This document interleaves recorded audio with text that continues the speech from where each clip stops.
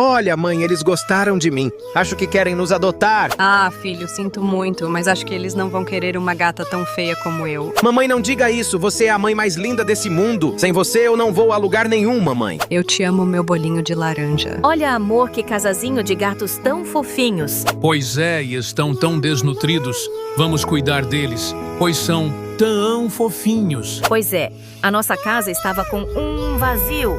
Agora não haverá mais haha. Olha que casa incrível. Estou muito feliz. Curta se você ama sua mamãe também.